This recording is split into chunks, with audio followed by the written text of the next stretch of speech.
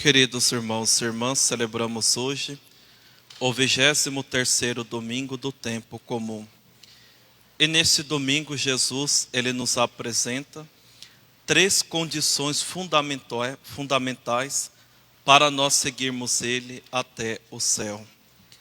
É interessante que no mundo, quando nós queremos obter seguidores, votos, nós que estamos aí em período de eleições, geralmente nós procuramos agradar aquelas pessoas. Nós fazemos promessas que muitas vezes nós não cumprimos, para conquistar aquelas pessoas. No entanto, com Jesus não é dessa forma. Com Jesus é o contrário. Ele apresenta três duras condições para nós caminharmos com Ele. Isso mostra que Jesus ele não veio para agradar o mundo. Ele não veio para agradar a nós. Eu não concordo, como eu gosto de dizer. No dia do juízo final, você reclama para Deus. Que a igreja não existe para agradar o mundo, não existe para agradar ninguém. É a minha vida que precisa ser moldada a partir do Evangelho de nosso Senhor Jesus Cristo. Quais são essas três condições que nosso Senhor nos apresenta? A primeira dela é o desapego das pessoas. Deus nos chama a uma grande missão, a uma grande vocação. Ele nos chama à santidade, Ele nos chama à felicidade eterna. Mas para isso, para nós sermos fiéis, nós precisamos desapegar do nosso pai, da nossa mãe, da nossa família. Isso não significa que nós vamos odiá-los. Isso aqui tem que ficar bem claro. A questão é que deve existir uma ordem no amor. Quem eu devo amar por primeiro? É o amor sobrenatural. Eu devo amar em primeiro lugar a Deus, porque é amando a Deus que eu sou capaz de amar a minha família, que eu sou capaz de amar os meus amigos. Quando eu procuro amar as pessoas primeiro, eu procuro amar minha esposa, o meu esposo, meus filhos, o meu namorado, a minha namorada, existe uma desordem aí. Porque nós colocamos aquela pessoa no lugar de Deus. E as pessoas facilmente nos traem. Nos trai a confiança, nos trai o amor, nos trai na amizade. Aí vem a grande frustração. Mas Deus ele não nos abandona. Deus ele não nos trai. O seu amor é perfeito, o seu amor é eterno, o seu amor é sem fim. Então, em primeiro lugar, nós temos que amar a Deus. Isso que significa desapegar dos pais, para que depois nós possamos amá-los. Para vocês terem uma ideia, no início da igreja, na Idade Antiga, na Idade Média, quando um rapaz queria ser padre, ser religioso, quando ele tinha ali por volta dos 14, 16 anos, ele se apresentava aos pais, agradecia por tudo e dizia o seguinte: nós nos veremos lá no céu. Porque uma vez que ele saísse da porta da casa, era certo que os pais nunca mais o veriam, por causa da missão que eles tinham que corresponder. Apenas partilhando com vocês, eu sei que eu não sou exemplo de testemunho para ninguém, mas todos nós temos a nossa história, temos o nosso drama, do desapego da nossa família para cumprir a nossa missão. Por exemplo, quem casa tem que deixar a casa paterna, tem que deixar a casa materna. E muitas vezes alguns casais casam e a mãe fica interferindo, coisa que está errada. É um dos motivos de grandes separações. Uma família um dia estava me reclamando, era o marido, Ele estava saindo de cueca lá na casa, de repente a sogra dele estava lá dentro da sala, e ele nem sabia, porque a sogra tinha a chave da casa. Então existe um erro, tem que ser cada um no seu quadrado, cada um cuidando da sua vida. Dar conselho, orientar, sim, mas querer interferir na vida do outro, não. E existem alguns desafios, algumas dificuldades que os casais jovens precisam passar. Os pais não podem ficar em cima porque senão atrapalham. Eles não vão fazer a vontade de Deus. Eles não vão se conhecerem. Quantos filhos, casados, têm uma dependência tão forte, afetiva com a mãe, ele é capaz de trocar a esposa por causa da mãe. Aqui não estou falando de amor, gente. Estou falando de desordem nos afetos. Tipo assim, a sogra chega lá, ai, você não sabe cuidar da casa, não sei o quê, não sabe cuidar dos filhos. Aí o filho, é isso mesmo, mãe, ela é assim, e o matrimônio vai acabar. Eu achei engraçado que esses dias, naquele evangelho, que Jesus falava que eu não vim trazer a paz, vim trazer a divisão. E ele dizia, né, que a partir de hoje, né, numa família, 3 ficarão divididos contra 2, a nora contra a sogra. Falei, daqui a 3 anos, eu vou fazer uma homilia específica sobre a sogra. Fecha parênteses. Então, eu me recordo do dia que eu entrei no seminário. Eu tinha 17 anos, isso em 2012. Então, esse ano já fez 10 anos que eu saí da casa dos meus pais.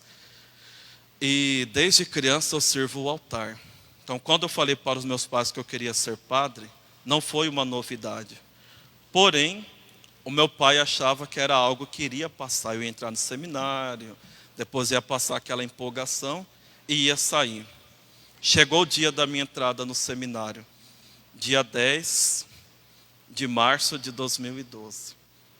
A minha irmã tinha acabado de chegar da Santa Missa, das 18 horas, eu já tinha ido à missa de manhã. Ela era leitora, me despedi dela. Ela ficou chorando, não quis ir. Meus pais e meu irmão, que tinha 10 anos, me levaram. Quando chegamos lá no seminário, todo mundo estava fora, os padres, seminaristas. Na pastoral era domingo à noite. Só tinha apenas um seminarista, o atual padre Felipe. Aí entrei no seminário e meu pai pensando, o que o Marco quer nesse lugar, gente? O que ele quer viver aqui sozinho nesse lugar? Olha que não tem ninguém, não tem alegria. Um lugar triste, sombrio. Aí ele olhava para mim, eu estava muito feliz. Aí pegamos minhas coisas, levamos lá para o quarto e tudo mais. E diz o meu irmão que quando eles voltaram para casa, meus pais voltaram chorando. O tempo passou. Quando eu fazia pastoral no interior, uma comunidade fez uma surpresa no dia do meu aniversário. E chamaram meus pais sem eu saber. E meu pai fazendo um discurso, ele relatou sem eu saber também, né, o que ele sentiu nesse momento da minha entrada no seminário, que ele pensava que ia ser algo que ia passar. E ele ficou com o coração assim tão pesado, tão triste. Ele dizia que, acho que final do ano ele sai. E eu não saí, passou 1 ano, passou 2 anos. Até que um dia ele parou e pensou, há tantos pais perdendo os filhos para o mundo, para a sensualidade, para as drogas.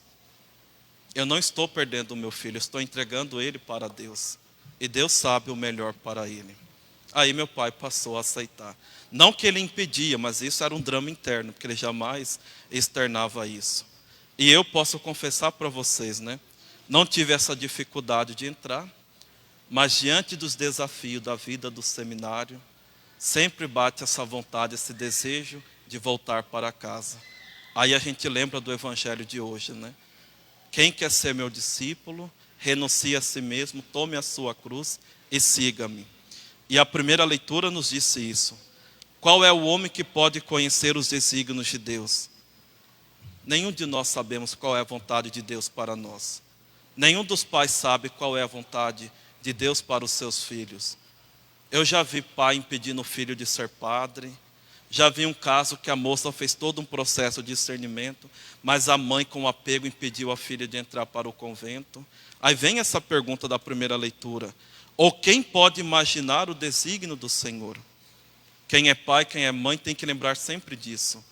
Vocês não estão criando o filho para vocês, mas também não é para o mundo. Vocês estão criando para Deus. E é a Deus que vocês devem confiar e entregar o filho de vocês. Depois, a segunda condição é a cruz. O que significa carregar a nossa cruz?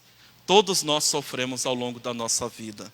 E esse amor, esse sofrimento, ele precisa ser unido à cruz de Jesus.